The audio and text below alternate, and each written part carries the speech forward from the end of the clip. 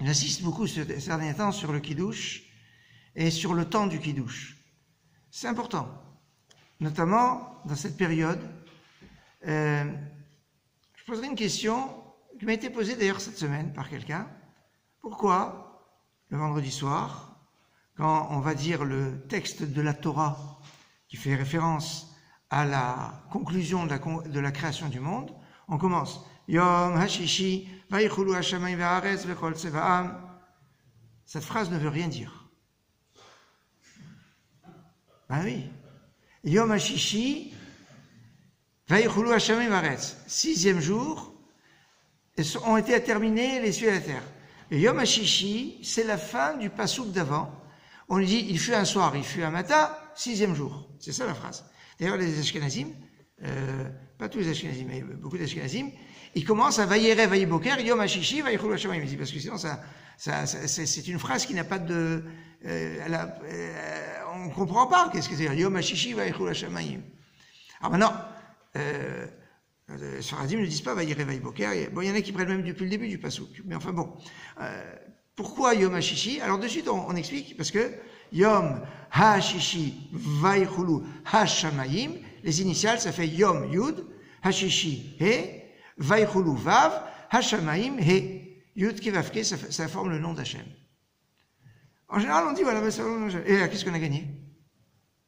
C'est bien, mais c'est qu'on est en train d'évoquer que l'entrée de Shabbat, la puissance du Shabbat, permet de reprendre le sens du Vav et du He, du nom de Dieu.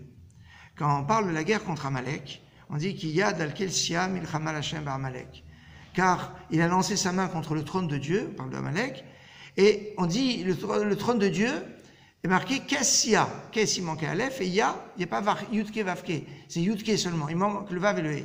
C'est ça où dans le Kaddish on dit Yid Gaddal, Yid Kaddash, Shemeh Rabba. Une des lectures, il n'y a plus une autre lecture possible, enfin une des lectures qui est de Tosfot, c'est Yid Gadal que soit agrandi. Yid Kadash que soit sanctifié. C'est Kaddish, je comprends, sanctifié, mais c'est quoi agrandi? Shemeh, Shem Yudke, le nom de Yudke, devient Rabba, il devient grand, c'est-à-dire qu'on va récupérer le Vav et le He. Pourquoi? Parce qu'Amalek, il ne veut pas que le Vav et le He soient. Donc le nom de Dieu n'est pas entier. Et il ne va être entier que quand il n'y aura plus d'Amalek. Et ça, c'est les temps messianiques. Il faut le savoir. Et donc maintenant, les temps messianiques, le nom de Dieu sera entier. Et donc on doit retrouver le Vav et le He. Et comment on va le retrouver? Par le srout du Shabbat. Parce que le Shabbat amène la Géoula. Si on garde 2 Shabbatot, ou un Shabbat, eh bien on arrive à la Géoula. La Géoula, c'est fin de Amalek, etc. Or, comment on arrive à mettre cela en exergue? Vayichulu Hashamayim, la vérité, il y a beaucoup de versets qui commencent avec un Vav, et puis après, il y a un He. Les 2 premiers mots commencent par un Vav et un He. Surtout quand on sait que la plupart des versets de la Torah commencent par un Vav. C'est la plupart. Il y a des versets qui commencent pas par un Vav. Mais la plupart des versets de la Torah, ils commencent par un Vav. Alors que le premier mot commence par un Vav et le deuxième commence par un He, la probabilité, elle est énorme. Donc, il y a beaucoup de versets qui vont fonctionner de cette façon. Donc, comment on va mettre en avant le retour du Vav et du He? Quand on va mettre le Yud et le He avant. Si je mets le Yud et le He avant, alors je vais comprendre qu'il y a Yud, Vav, il y a la fin du nom de Dieu. Mais si je mets seulement le Vav et le He tout seul, je vais pas comprendre. Et là, c'est pour ça que pour hâter la venue du Mashiach, eh bien l'accueil du Shabbat plutôt va avoir un sens. Et je finis avec un petit mot halachique, je dirais presque technique. Il y a ce que s'appelle Tosefet Shabbat. Le Shabbat rentre automatiquement on va dire au coucher du soleil. Ça, maintenant, on a une mitzvah de Tosefet, c'est-à-dire de rajouter.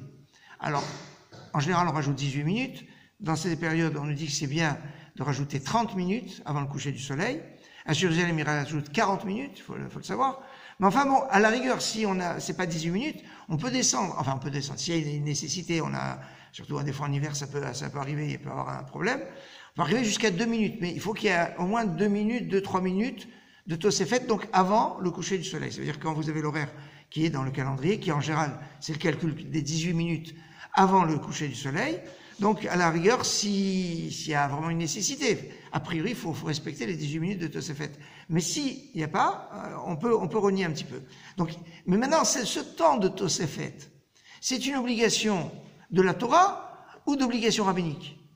C'est une marloquette. La vérité est, l'origine de ce rajout, il se trouve dans Kippour. À Kippour, c'est Minatora. Est-ce que Kippour doit le faire commencer plus tôt et finir plus tard? Mais est-ce que le Shabbat, c'est aussi applicable de cette façon? Marloquette. Le Rambam dit non. Il dit ça, c'est qu'à Kippour. C'est pas Shabbat, c'est d'obligation rabbinique. C'est une obligation quand même. Obligation rabbinique, c'est quand même du sérieux. Le Rif et le Rosh, Rabbi Yitzhak El-Fassi et Rabbeinu Asher Ashkenaz, eh bien, eux, ils disent non, c'est Minatora.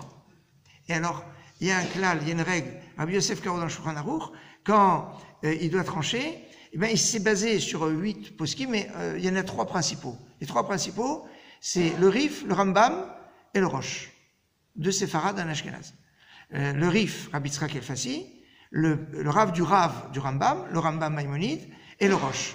Et quand il y en a 2 qui sont d'accord ensemble, il suit la halakha comme eux. En général, le Rif et le Rambam, c'est la même école espagnole.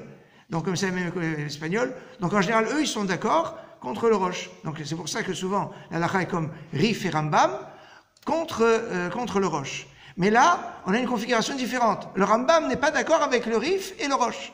Donc, le Rabbi Yosef Karo a fait la halakha comme le Rif et le Rosh, Sepharad Ashkenaz, contre le Rambam, en disant que c'est Minatora. Dans tous les cas, on a l'obligation, mais c'est juste sur le principe que c'est Minatora.